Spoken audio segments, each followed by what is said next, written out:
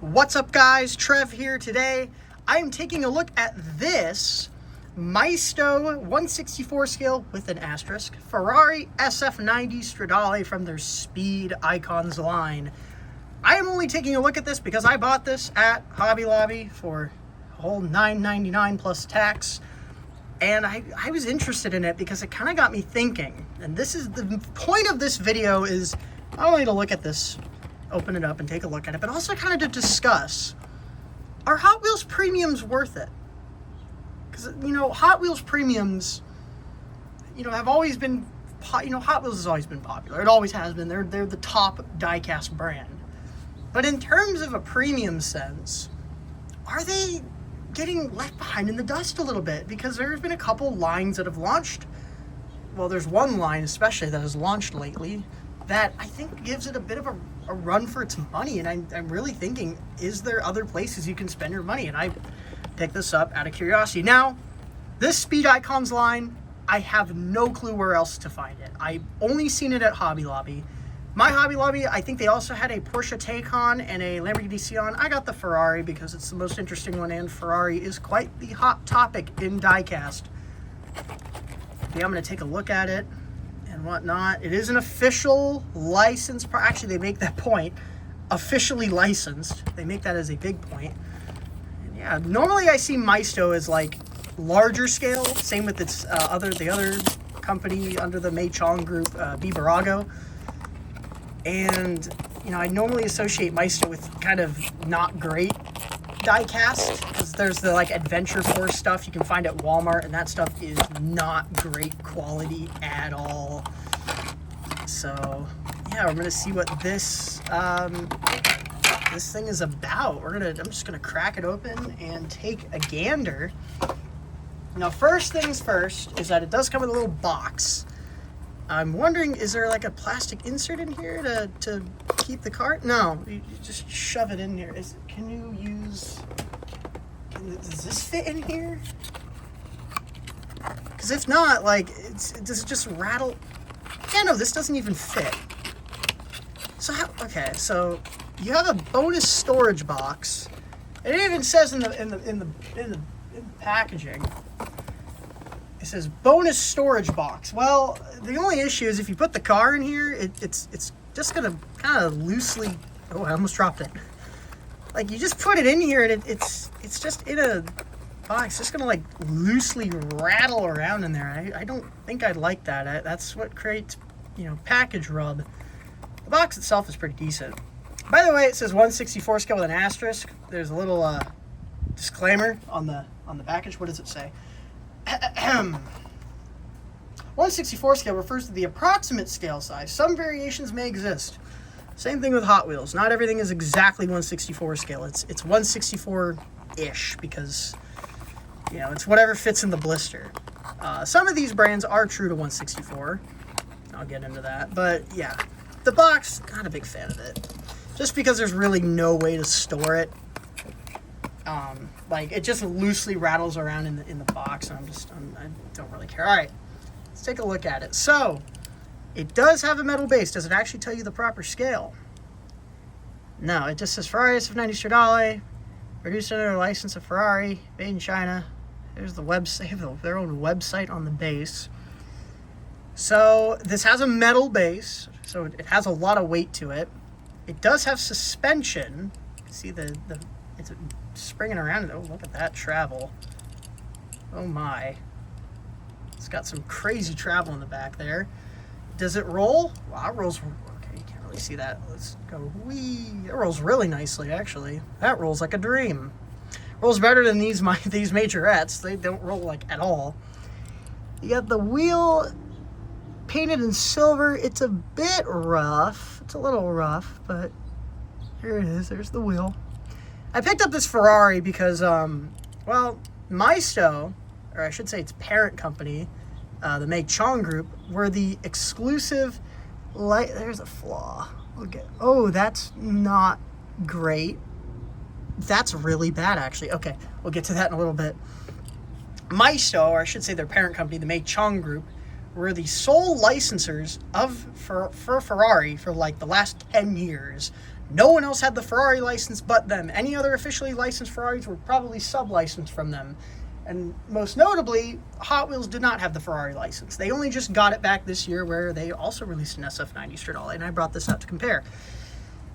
But yeah, so here is this. A lot of travel in the back. So you have suspension, you have a metal base, metal body. You do have opening doors. So the doors here do open up.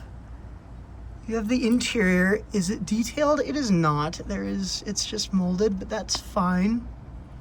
You have the opening doors. They close decently. There's the gap. There's a bit large. The side mirrors are casted in there. You do have some detailing here just to simulate the kind of the openings there. Here's the back window. You can see the engine is molded in.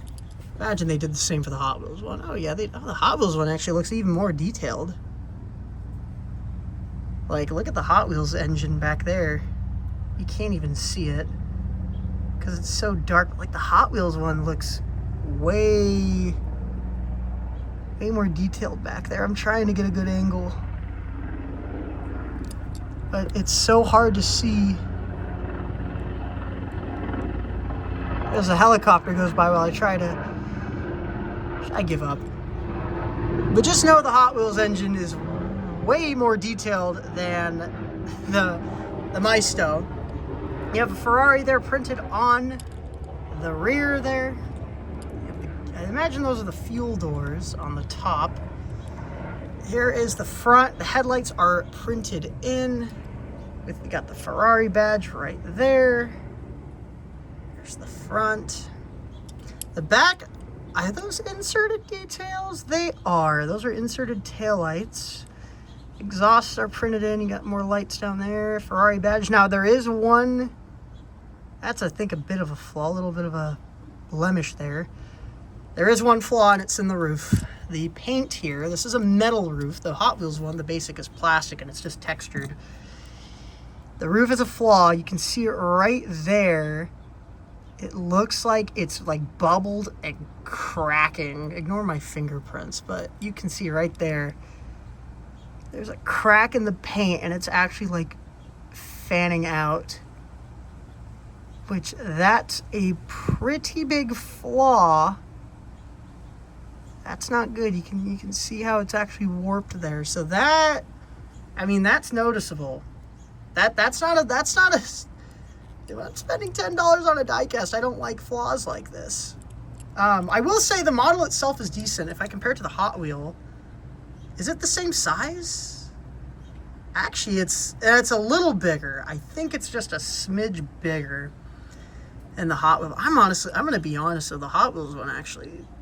For being a $1 car, I actually found this. This is the only Ferrari I found in store from Hot Wheels recently. It was at a CVS.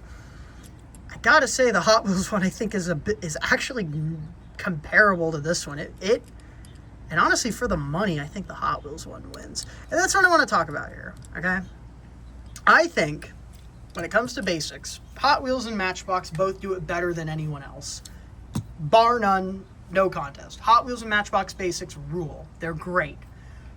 Premium is where I kind of question. I was curious about these Speed Champions. They're all right. I mean, they're not worth $10. I've only ever seen them at Hobby Lobby in terms of in retail. Never seen them anywhere else. So I wouldn't know where to get these, but the Hobby Lobby does have them, but they are a bit pricey. With a big quality issue like that, yeah, I don't know if that's worth it. It's a nice model, though. It looks solid, but price is a bit much, at least for Hobby Lobby. Hot Wheels premiums are pretty good. They're solid, they're metal on metal, rubber tires. The only thing I guess you could complain about, the biggest complaint, is the graphics. They're really grainy. You can see they use this sort of like printing system that you can see it makes the graphics look very pixelated and like TV static. We call it the dot matrix graphics. And you can see here on the side how the graphics are kind of fuzzy. That's the biggest knock towards Hot Wheels premiums. It is the graphics. They are a bit, especially because prices have been going up due to various things happening in the world. it's, you know, a lot of collectors are a bit turned off to that. Now, I want to also discuss Matchbox premiums, which I think are even worse than Hot Wheels premiums, because a lot of them do get these graphics. This is a collector model, so it was even more expensive than this is a Mattel Creations drop, so it was way more expensive than in store. But you still get the same dot matrix graphics. You get the wheel, the Matchbox two-piece wheels, which are not very good. And yeah, like, I think Matchbox premiums are and most of them have plastic bases. They have been starting to reintroduce metal bases, but Matchbox premiums are not good at all. They're probably the worst bang for your buck. M2s exist. I personally do not like them. There's a lot of quality issues with them. They do like 20 billion Coke releases, like, you know, Coca-Cola releases. This is just an older release I brought out. This actually has a plastic base. And, you know, M2s, they can be cool, but I also don't like how they just do print the year on the license plate. Like, this just looks so... I don't know. M2s just... I've had a lot of quality issues with M2. Even on this one, the engine's in a bit crooked. You can see how it's kind of tilted. M2s are... M2s are... They're M2s. So these, I think, are like, you know, I think Hot Wheels is better than them. But then you have the round 2 brands. And there's... What? I just noticed, why is this one turning? Oh, because one of the wheels is like completely screwed up here in the back. You can see it. It's like crabbing. It's like turning at an arc. Okay, but besides the point, you have the round 2 brands. That is Racing Champions, which they're 164s. I only see at Hobby Lobby, and a lot of them are really old, like Johnny Lightning castings, or I think some of them are even older, like Auto World castings. And you know, they're just... It's just kind of, I feel like the misfit round 2 brand. But you have Johnny Lightning, which has been around a while. This is the Buick Regal. Actually, this is the Grand National. But, you know, Johnny Lightnings have been solid. I've been buying a little less of them because, I don't know, okay, look at the tire. I mean, this one's nice. Johnny Lightning and Auto World are fairly similar. Johnny Lightning's an older brand, and some of their toolings are older. You have the Auto World toolings, which are more updated, and I think these are pretty good value. The only knock I have is I think lately, I did not know that thing was chipped up like that. I think lately Auto World has been kind of forgotten about because their distribution's been terrible. A lot of releases I just do not see, or they do not hit like at all. And I think some of their quality, as they've kind of ramped up production numbers, it almost feels like the quality is slipping maybe a bit. Also the axle on this one, I didn't realize. Look at the front. I didn't realize it was listed like that. This is an older release. I want to say this is from like 2020. I think this was like one of the first releases of the... it says copyrighted 2021. Oh yeah, it is 2021. This is one of the... I think this was one of the first, if not one of like the first releases of the C8 casting that they did with the opening back. And you know, I think Auto Worlds are pretty good, but lately I feel like they're a bit forgotten about. But Auto Worlds are pretty good. I do like Auto World. Greenlight lately has, I think, been stepping their game up. This is one of their more recent releases, the 2024 Ford Mustang. You can see it actually looks nice. Quality-wise, it's actually pretty good. The casting's really good. And I actually quite like this release. I think Greenlights have really been improving lately. Their quality's been getting a bit better, and I really like this release. And I think they're starting to become a bit of a threat again. Now, recently, these Majorettes really impressed me. These premiums. This NSX in particular. You have the lens details for the headlights and the taillights. Details all around. Accurate 1/64 scaling, which Auto World is. I don't think Greenlight is. Auto World is accurate to 1/64, and most brands aren't true 1/64. They're 1/64-ish, as said on the Maisto packaging. But this really impressed me. You had the mirrors, you had all the details, and it was a very, breath, and Greenlight coming back and actually doing cool stuff, and then Majorettes, this new Majorette premium line coming in, and now there's Maisto speed icons, not speed machines, that's the whole Hot Wheels line. These Maisto speed icons kind of coming into the fray. It kind of makes me question, like, is our Hot Wheels premiums getting a bit left in the dust? And I don't know. I think with these speed icons, they're going to need to hit like other stores. I think they have a chance because some of the castings in the line are definitely like hype worthy, but glaring quality issues like that aren't great, especially when the only place I can get these is Hobby Lobby, where they're way, way expensive. But also, not only do I want to talk about just what you can find on the store shelves next to Hot Wheels premiums, how about ultra premium stuff? Because Hot Wheels has had their foray into that. I mean, for the longest time, we have had RLC. This is a more recent release, because recently, RLC releases have had a lot of opening parts, like the Lincoln Continental, the doors on the side there. The four opening doors and all that. And you have all the details. Normally, they have Spectraflame paint. Some of them don't, just, to make it more accurate to the real-life car. But, Spectraflame paint, opening doors, Real Rider tires, high-quality detail, all that. But they're very expensive now. I know the upcoming Koenigsegg Jesko Absolute is $38, nearly $50 for a Hot Wheel after shipping and tax. Actually, that would probably push it to $50. That's a lot of money on a Hot Wheel, even if it's an RLC. That's a lot of money. And recently, we have Elite 6.4, which launched a few years ago. This is one of my favorite releases. This is the Valkyrie with the opening gull-wing doors. Really like this release. And I recently did a video on the M3 Touring, which I forgot to mention. The price went up. They went from $20 to $22. Not that dramatic of an increase. Not a big deal. But at the end of the day, after shipping and tax, domestically, it's about a $30 car. Actually, over $30 now.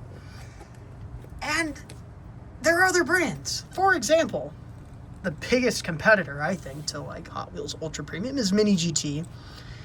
Very, very high details. Very intricate castings, metal on metal. You don't get moving parts, but honestly, I don't really care because I would rather have an intact silhouette than a moving part. These things have the inserted details for the headlights and the taillights. They are highly, highly detailed. Pretty good quality control as well, whereas some of the Hot Wheels stuff I've had issues with.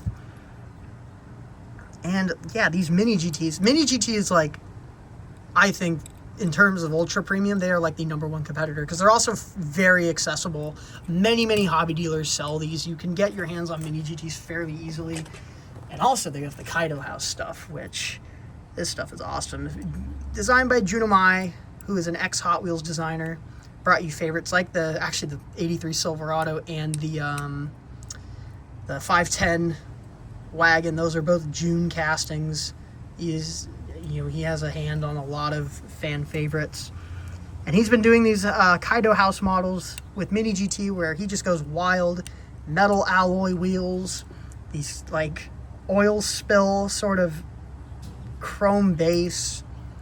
And they're just, these castings are so crazy. They're definitely like, if a Hot Wheel, you had a Hot Wheel car that you took to the limits, to the great beyond without any sort of restriction. And these things are sweet. They're a little more pricey. A Mini GT I think is about $12 retail. These are about 20, but if you buy them from a hobby dealer and in bulk, it's like maybe more worth it than an RLC or an Elite 6.4. And there are even more ultra premium brands. I have a few others. This is a Tarmac Works Pagani Huayra R. This thing looks great. I like it. The details are there. The quality is good. It's really nice. Inno 64 exists. Look at that. You have brake caliper details, which the Elite 6.4 BMW had, but you could barely see it. And also, a lot of details. Inserted details for the headlights and the taillights. Pretty much everything you want.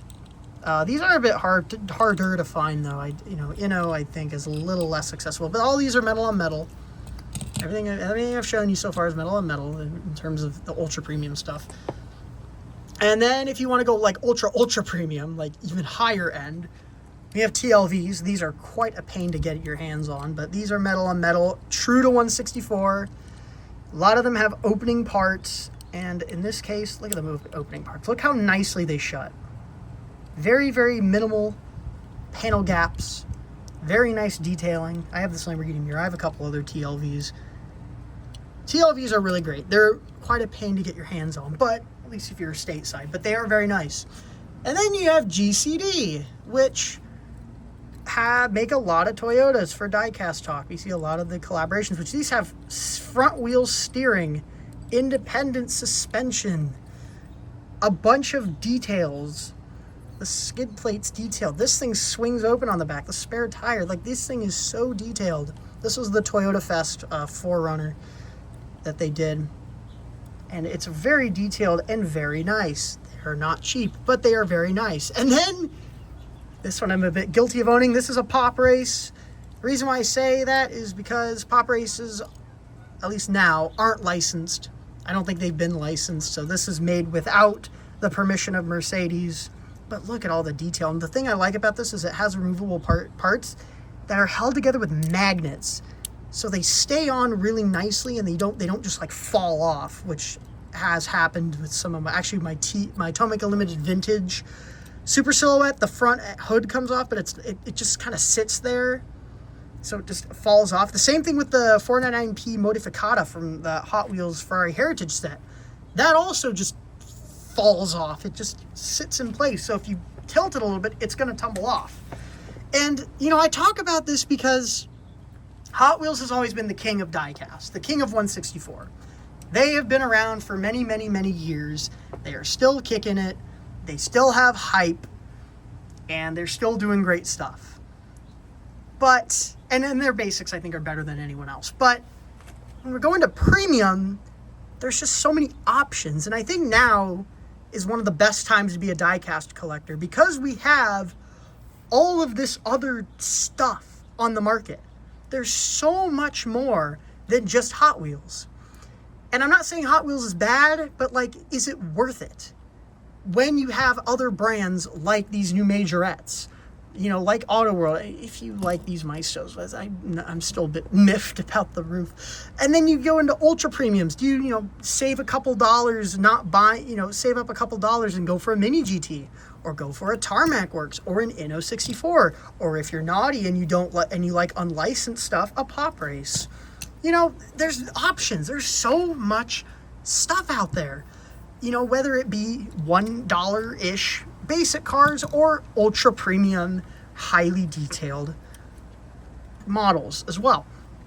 There's just so many options for a collector. So I think, although Hot Wheels premiums maybe leave a little less to be desired in the current age, just as more competitors and brands hit the scene, there's so much stuff to pick from. There's so many brands, so much competition, and it's kind of a diecast golden age. There's so much stuff, really cool stuff coming out. And I think, honestly, the amount of competition forces these brands to be competitive and to go as hard as they can to churn out the best product. I think this amount of competition really elevates the game, and it creates better product as a whole. That's kind of what I wanted to use this. I bought this Maisto because I was morbidly curious about it. Not only just to have it, not only because it was a Ferrari, but to kind of talk about just the diecast landscape as a whole, kind of where we're at, and really just how many options we have, just how much stuff is out there, how much money us collectors are wasting because there's a jillion brands out there that are making really, really awesome diecast. And yeah, that's what I wanted to talk about. Just all of these different brands making different stuff, different cars, different levels of detail. We're just living in such a great era for diecast collecting. And yeah, that's about it. See ya.